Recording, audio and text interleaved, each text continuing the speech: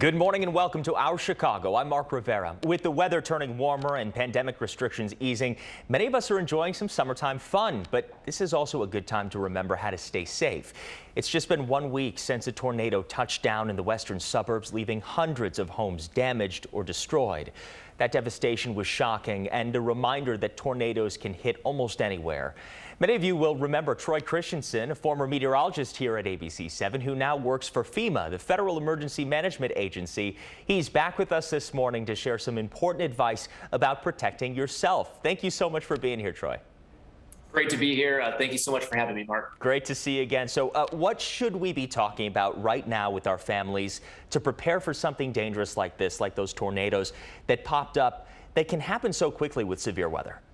Yeah, I think one of the keys, Mark, is having that plan ahead of time. And that plan can include having multiple ways to receive alerts, not just a tornado siren, for example. Perhaps it's an app on your phone. The FEMA app is one way, and listening to, just the TV or the radio. There are multiple ways that you should, be able to receive those alerts. And that's one of the ways you can be prepared. But also in addition, just putting together a kit ahead of time of things you may need if you find yourself in a situation like this. We could be talking about some food, some water, but also things that may be very specific to the members of your household. Perhaps it's some medication that is needed, or for example, an extra pair of eyeglasses. Just making sure that we have all of those things together in advance, so that if something like this does impact you and impact folks in your household, that it's a little bit easier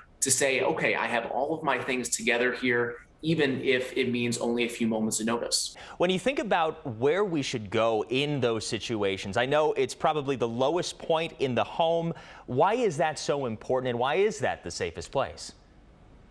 Well, the lowest part of your home is the safest place because it's basically as far as you can get from the outside of your property. So we always say not only the lowest part of your home or a basement, but an interior part of your home. So put as many walls between you and the outside as possible. And, we also realize that not everybody has a basement.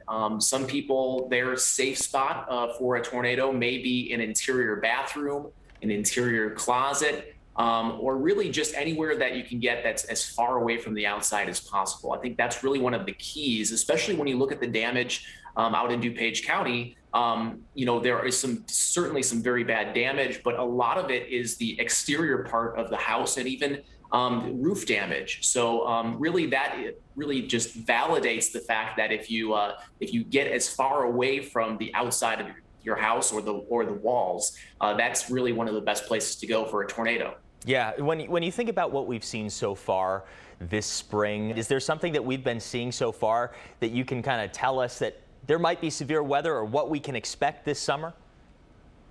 Well, certainly this is prime severe weather season for our area, as you probably know. And really, it's about being prepared beyond just severe weather, though. It's about flooding, which could happen at any time of the year. And when you come up with your severe weather safety plan, you can incorporate all of these different, scenarios. It may not be a tornado. It may be, a foot of rain that occurs over a short period of time, which certainly has happened, thinking back to 1996, for example.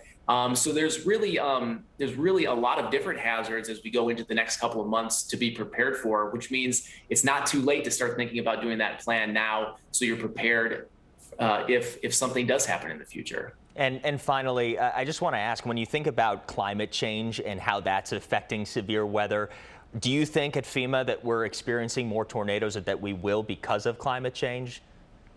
Well, here at FEMA, we are certainly preparing for all different outcomes when it comes to climate change. In fact, the new administration issued an executive order about a month ago that really outlines some of the steps that we should be taking at FEMA to really bolster some of our programs. And we're certainly really trying to do that now.